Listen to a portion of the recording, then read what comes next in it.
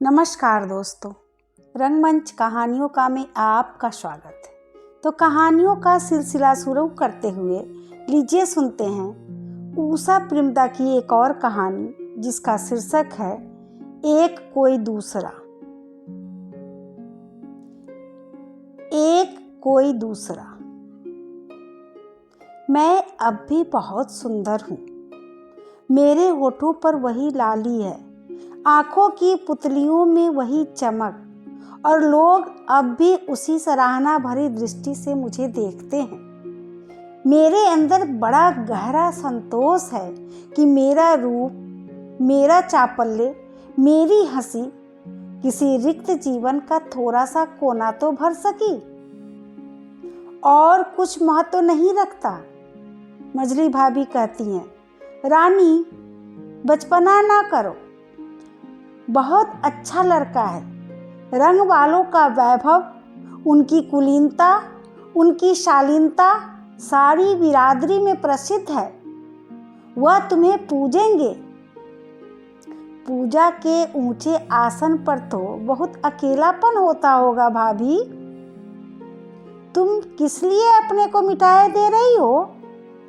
तुम्हारा रूप, तुम्हारा रंग धीरे धीरे खो जाएगा। हर चीज की अपनी रुत होती है।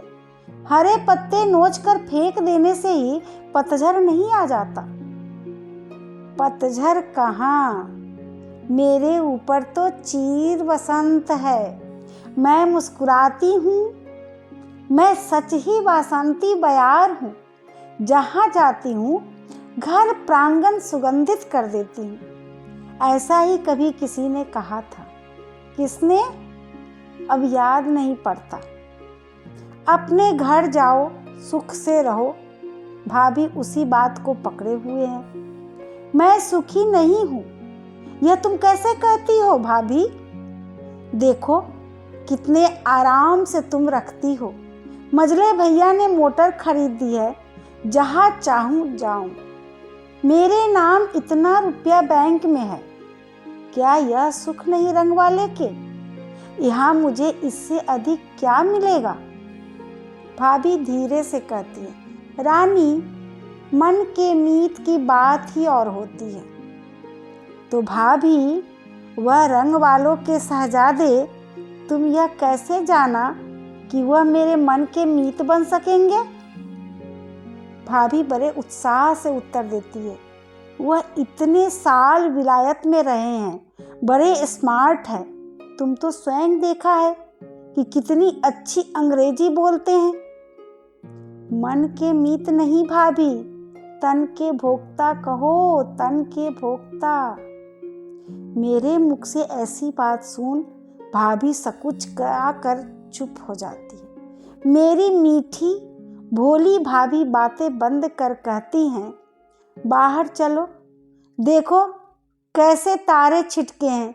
गंगा के पुल की बिजलियां अंधेरे में बड़ी सुंदर लगती है। तारों की छां में खड़ा होना मुझे अच्छा लगता है। मुंह ऊपर करके आकाश को देखती हूँ। धप धप करते हुए कितने तारे हैं। मैं पहचानने का प्रयत्न करती हूँ कि कौन सा तारा स्निग्ध दृष्टि से मुझे देख रहा है। अचानक ही मैं एक उपस्थिति का सुबास से भर उठती हूँ। आकाश से झड़ती किरणें जागृत स्पंदित उंगलियां बनकर मुझे सहलाने लगती हैं। उस रात यूनिवर्सिटी में न जाने कौन सी लता फूली थी कि चारों ओर तीव्र सुगंध फैल रही थी। मेरा मन वहीं खड़े होकर उस सुवास में लंबी लंबी सांसें पीने को होने लगा। रात में सब कुछ कितना बदला बदला सा लग रहा था।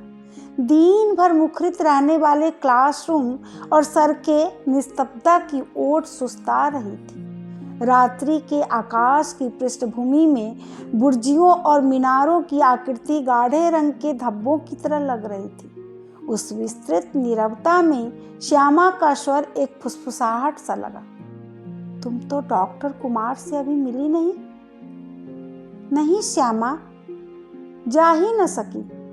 सोचती तो रोज रही, पर कुछ विशेष काम भी न हो पाया था। जो लेकर जाती।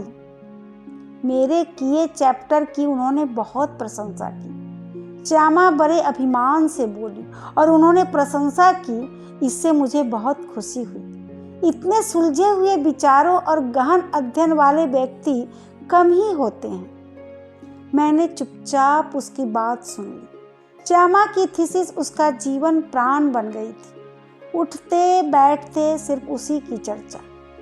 डॉक्टर सिंह के रिटायर होने पर उसे इस बात से अधिक दुख हुआ था कि नए अध्यक्ष के आने तक थीसिस की प्रगति में बाधा पड़ेगी। डॉक्टर कुमार हमारे डिपार्टमेंट में आ रहे हैं। यूनिवर्सिटी उन्हें मैक्सिमम सैलरी दे रही है। वह कैम्ब्रिज के डॉक्टर हैं। ये सब समाचार मुझे श्यामा ने ही समय समय पर दिए थे। एक अध्यक्ष के जाने और दूसरे के नियुक्त होने से मेरे ऊपर कोई असर न पड़ा था, बल्कि उस समय के अंतराल से मैं प्रसन्न ही हुई थी और अपने क्लब के वार्षिक उत्सव में निश्चिंत होकर भाग ले सकी थी। कार से उतरते हुए मैंने देखा कि काफ़ी मोटरें पहले से ही आकर खड़ी थी और पोर्टिको में भी कुछ लोग बातें करते दिख रहे थे। मैं अपने अध्यापकों को नमस्कार करती अंदर चली गई। अंदर हॉल में तीव्र प्रकाश था और बड़ी बड़ी खिड़कियां यूनिवर्सिटी लॉन की ओर खुली हुई थी। मैं साड़ी संभालती अतिथि अभ्यागतों पर दृष्टि डालकर यह विचार कर ही रही थी कि कहाँ बैठूं कि एक ओर से धीरेन्द्र आता दिखाई पड़ा। तुम लोगों के लिए हम लोगों ने जगह रख ली है, उधर मुख्य टेबल के पास। मैंने पूछा, और क्या? आकर्षण का केंद्र तो तुम ही हो। बेचारे डॉक्टर कुमार तो तुम्हारे सामने फीके पड़ जाएंगे। धीरेन्द्र मुस्कुराया।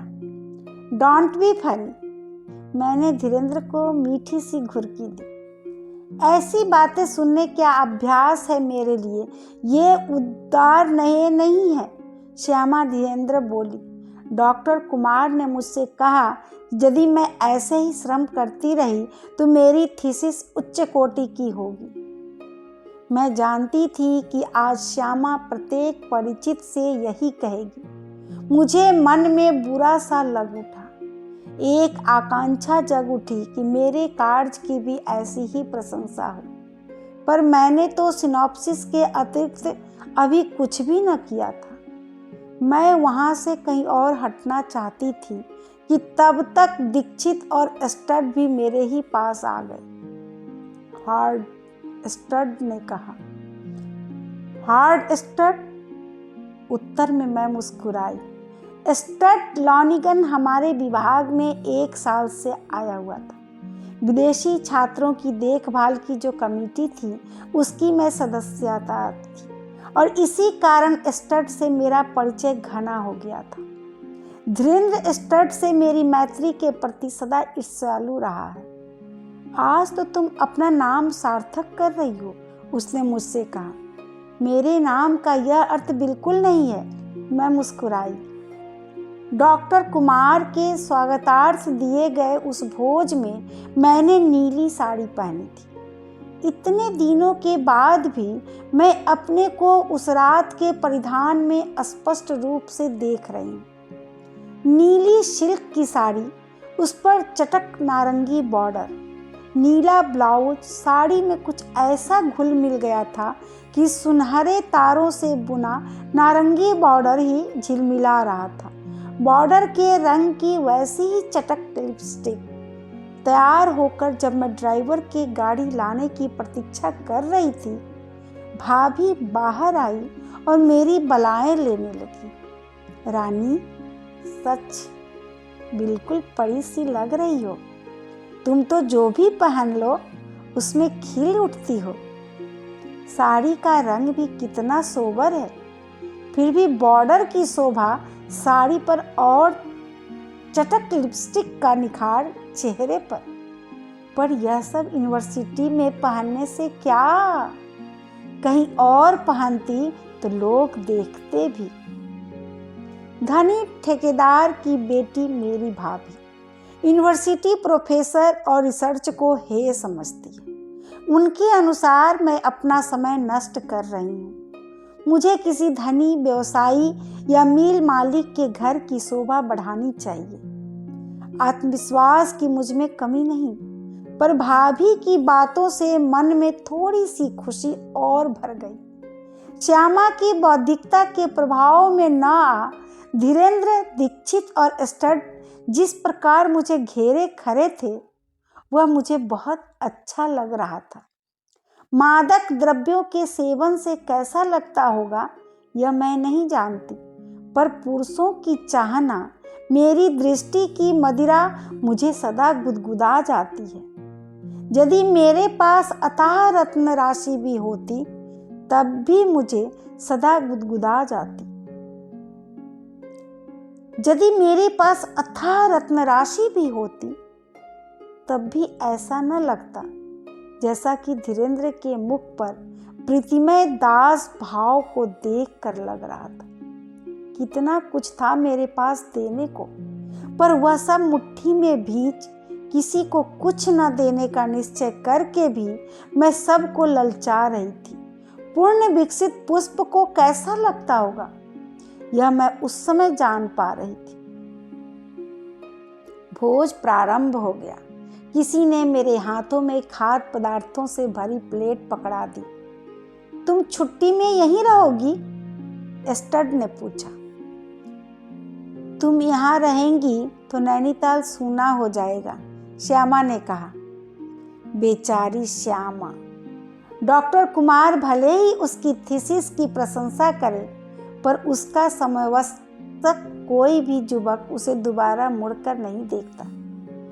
कैसी जगह है नैनीताल? स्टड ने मुझसे पूछा। पानी? धीरेन्द्र ने पूछा और गिलास मेरे हाथ में पकड़ा दिया। मैं स्टड की ओर मुड़ गई और उसे नैनीताल के बारे में बताने लगी। मैं उससे बातें करने में ऐसी लीन थी कि अपनी ओर जाते हुए लोगों को मैं देख ही नहीं पाई। जब स्टड एकदम गंभीर हो गया और धीरेन्द्र, श्यामा, सादर, संभ्रम और एक ओर हट गए तो मैंने देखा डॉक्टर कुमार ठीक मेरे सामने खड़े हैं। वह डॉक्टर कुमार ही होंगे, यह मैंने उनके साथ विभाग के 2 सीनियर प्राध्यापकों को देखकर अनुमान लगाया। डॉक्टर प्रसाद ने उन्हें हम सब का परिचय देते हुए कहा, मिस्टर स्टड, लॉनिगन हमारे विभाग में फुलब्राइट स्कॉलर है, वर्जीनिया से आए हैं और ये तीनों अब आपके पथ प्रदर्शन में शोध कार्य करेंगे, कहकर उन्होंने हमारी ओर संकेत किया। डॉक्टर कुमार श्यामा और धीरेन्द्र से पहले ही मिल चुके थे। वह मेरी ओर सीधी स्थिर दृष्टि से देख रहे थे। मैं एक हाथ में पानी का गिलास और दूसरे में प्लेट पकड़े खड़ी थी और इस उलझन में पड़ी थी कि उन्हें नमस्कार कैसे करूं। मेरे विचार उस आकस्मिक आघात से टूटकर बिखर गए थे और इस अवसर के उपयुक्त कोई भी शब्द मैं नहीं सोच पाई। उस क्षण मुझे लगा कि खिड़कियां खुली होने के बावजूद हॉल में बड़ी घुटन और गर्मी सी है, जिससे मेरी हथेलियां पसीज उठी हैं। हॉल का तेज प्रकाश, अनेक कंठों के वार्तालाप के सम्मिलित स्वर, चम्मचों प्लेटों की खनक एकाएक उमड़ आई लहर की तरह मुझे डुबोने लगे। तभी किसी के हाथ से छूटा कांच का ग्लास झन्न से टूट गया और उसने मेरी डूबती चेतना को झकझोर दिया। आपकी रिसर्च का विषय क्या है? आधुनिक काव्य में प्रतीकवाद, मैंने उत्तर दिया। उसका मंद स्वर शीतल अंगुलियों की भांति था, जिससे कि मैं अस्पष्ट विचारों में कुछ स्पष्टता आई। आपका कितना काम हो गया है? इसी साल आरंभ किया है।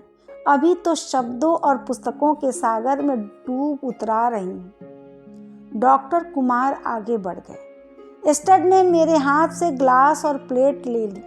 मैं रुमाल से अपनी हथेलियां पोंछने लगी। डॉक्टर कुमार जुबा है या प्रौढ़, सुंदर अथवा असुंदर, मैं नहीं बता सकती। मेरी समस्त चेतना उस सीधी गहन तल तक जाती दृष्टि में केंद्रीभूत हो गई थी। उनके चले जाने के बाद भी मैं कुछ खा न सकी। मैं न जाने किन अदृश्य तंतुओं में उलझ कर रह गई थी। डॉक्टर कुमार का मेरे प्रति विचार कुछ अच्छा नहीं बना। मैं किस प्रकार उज्जड़ की तरह चुप खड़ी रह गई थी, बार बार याद कर मैं खिन्न हो गई। मुझे एकाएक अपनी साड़ी का रंग बहुत शोख और उस अवसर के लिए अनुपयुक्त सा लग उठा। मुझे खीज हुई कि श्यामा की तरह सफ़ेद साड़ी मैंने भी क्यों नहीं पहनी। स्टड ने कौतुक भरी दृष्टि से देखते हुए मुझे खिजाया। हाँ तो नैनीताल? सब कुछ वैसा ही है जैसा 1 वर्ष पहले था। ऊंचाई पर हमारा घर, जिसके बरामदे से झील दिखाई देती है। सफ़ेद पाल वाली नावों को मैं घंटों बैठकर देख सकती हूँ। कभी कभी दृष्टि भटक कर ढलानों पर उगे हरे जुबा शक्तिशाली वृक्षों में उलझ जाती है। उनके नीचे धूप और छाया मिलकर चटक और फीके रंगों से धरती रंगती रहती है। मैं प्रसन्न हूँ। गर्मी के कुछ और बढ़ने पर नीचे से जो लोग आए हैं उनमें से बहुत अपने परिचित हैं। उनके साथ कभी कभी पार्टी, चाय, सिनेमा और बोटिंग का प्रोग्राम बनाने लगा और मेरे दिन काफ़ी व्यस्तता से बीतने लगे। एक बक्से में मैं पुस्तकें भी भर कर लाई थी, पर उन्हें पढ़ेगा कौन? बेकार ही बोझ बढ़ाया। मैं बुक स्टॉल से Woman and Home, Earl Stanley Gardner की कुछ किताबें, कुछ चित्रमय पत्रिकाएं ले आई और उन्हीं के पृष्ठ उलटते हुए दिन बिता देने लगी। स्टड के कुछ दिनों के लिए नैनीताल आने पर मेरे मनोरंजन का साधन बढ़ा। कभी कभी श्यामा को याद करती हूँ। वह उसी गर्मी में तपते रिसर्च रूम में बैठकर काम करती होगी। उस ठंडक और चहल पहल में अपने जीवन का रूप बहुत दूर लगता है। कभी कभी मन कुछ आसने सा लगता है कि जब रिसर्च के लिए नाम लिखाया है तब कुछ तो करना ही चाहिए। डॉक्टर सिंह के साथ तो निभ गई, पर डॉक्टर कुमार दूसरी ही प्रकृति के जान पड़ते हैं। पर अभी तो नीला आकाश है, स्टड है, नृत्य संगीत है। स्टड को बोटिंग का बड़ा शौक है। वक्त बेवक्त जब मन हुआ तभी चल दिए। मुट्ठी भर बजरी आकर मेरे कमरे के शीशों पर गिरती है और मैं झुक कर झांकती हूँ तो देखती हूँ स्टड नीचे खड़ा मुस्कुरा रहा है। मैं चुपचाप नीचे उतर आती हूँ और हम दोनों साथ चल देते हैं। स्टड नाव खेता है और मैं झुक कर पानी के हाथ डाले बैठी रहती हूँ। उंगलियों से झिर कर गिरती पानी की बूंदें, उन्हीं गीले हाथों से कभी कभी बाल संभाल लेती हूँ और स्टड मेरी आंखों में देखकर मुस्कुरा देता है और कोई गीत गुनगुनाने लगता है। नाव किनारे से लगी और स्टड उतर गया। उसने हाथ बढ़ाया और उसकी मजबूत पकड़ के सहारे मैं भी नीचे सूखी भूमि पर कूदी और उससे टकरा गई। फिर हंसते हुए हम दोनों अलग हो गए। स्टड नाव वाले को पैसे देने लगा और मेरी दृष्टि यूं ही भटक कर ऊपर सड़क की ओर चली गई, जहां लोग प्रायः खड़े होकर झील की ओर देखा करते हैं। मेरी दृष्टि का अनुसरण कर स्टड ने भी ऊपर देखा और उसकी भौहें ऊपर गई। सीढ़ियां चढ़कर हम लोग ऊपर आए, तब तक डॉक्टर कुमार वैसे ही रेलिंग के सहारे खड़े थे। हमने उन्हें अभिवादन किया। आप कब आए? मैंने पूछा। 2-3 दिन हुए आया हूँ। ठहरेंगे? हाँ। मैं दोनों हाथ मरोड़ती नर्वस सी खड़ी रही। काश मेरे साथ स्टड न होता। क्या सोच रहे होंगे डॉक्टर कुमार?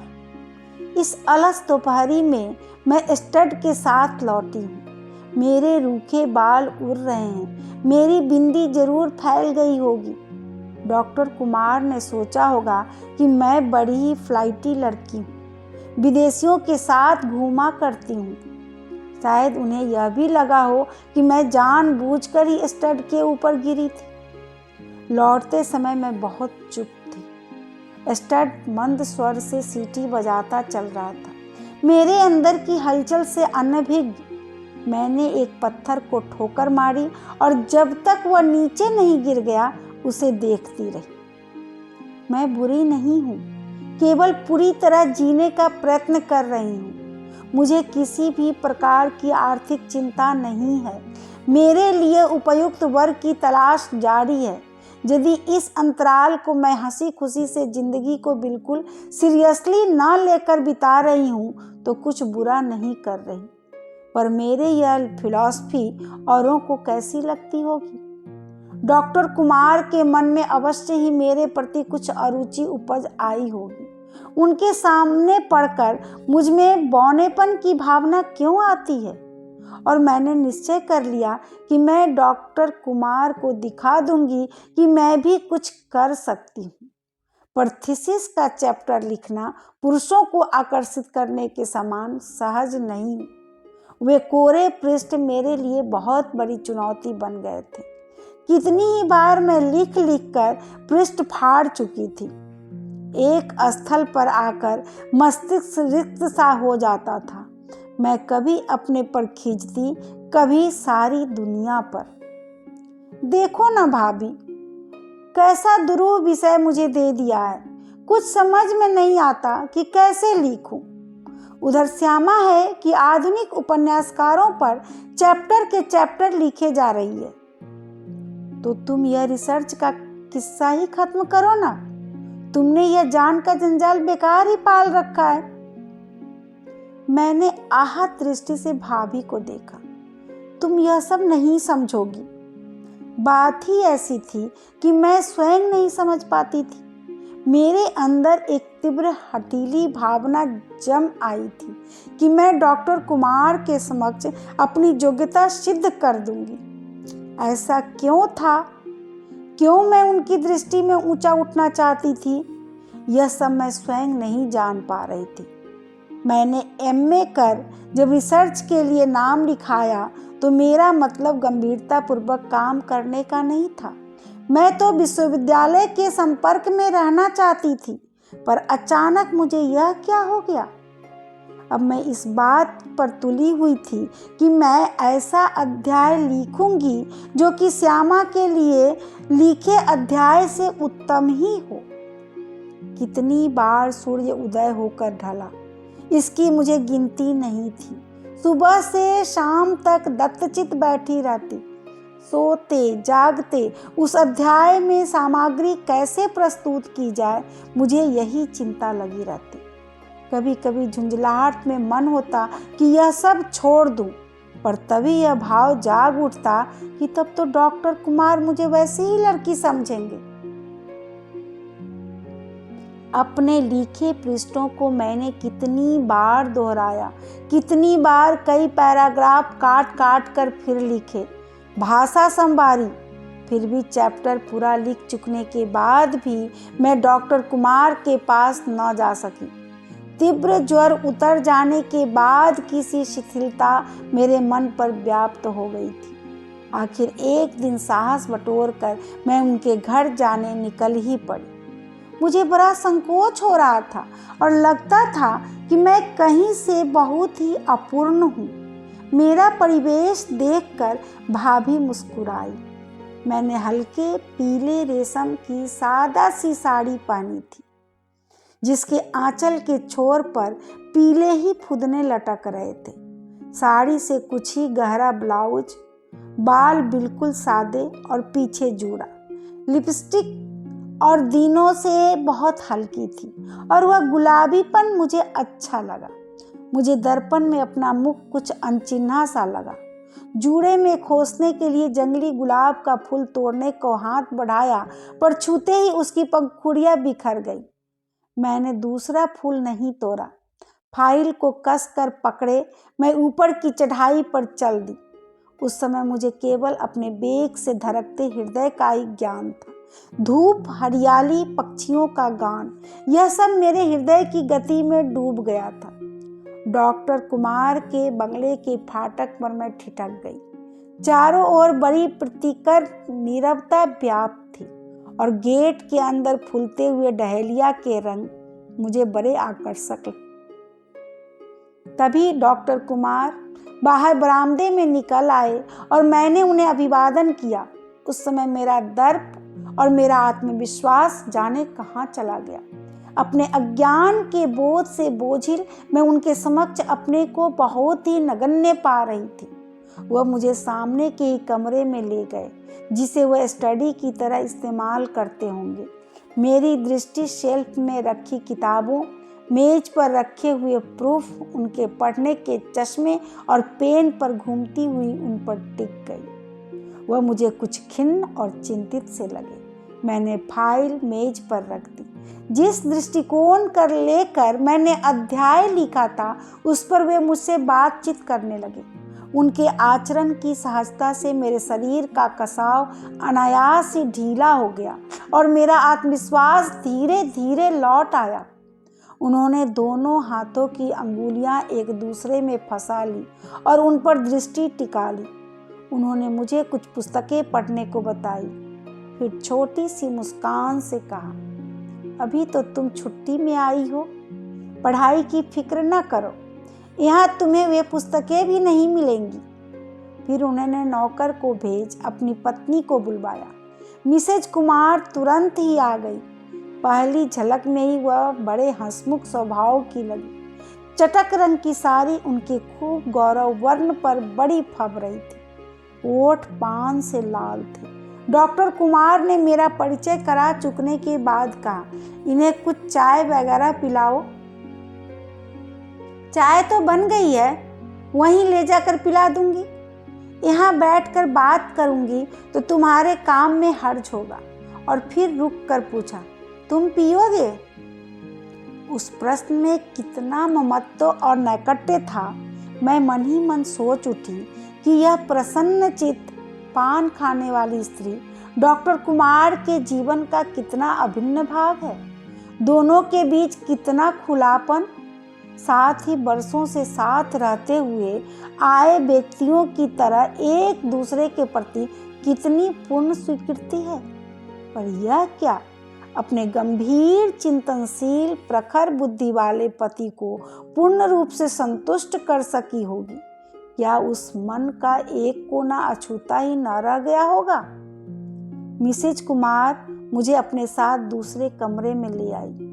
मेरे सामने फल काट कर रखते हुए उन्होंने मेरे बारे में अनेक बातें पूछ डाली। फिर वह हंसती हुई बोली, तुम्हें वहाँ से इसलिए ले आई थी। डॉक्टर साहब मेरी बेमतलब की बातों से बहुत खींचते हैं, पर तुम ही बताओ क्या करूं? एक लड़का है, उसे भी उन्होंने बोर्डिंग में रख दिया है और कोई भी नहीं मन लगाने को। सारा दिन खाली रहती हूँ, जो सामने पड़ा उसी से बोल लिया। डॉक्टर साहब को तो अपना ही काम बहुत है। नई किताब के प्रूफ आए हुए हैं, पर कई दिन से उनके सिर में बड़ा दर्द है।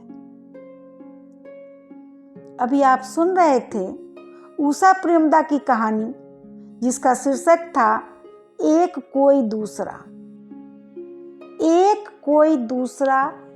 कैसी लगी आपको कहानी? अपने विचार मेरे कमेंट बॉक्स में लिखें तथा मेरे चैनल को लाइक करें, सब्सक्राइब करें और इस कहानी को अपने साहित्य प्रेमी दोस्तों के साथ अवश्य शेयर करें। सपोर्ट के लिए धन्यवाद।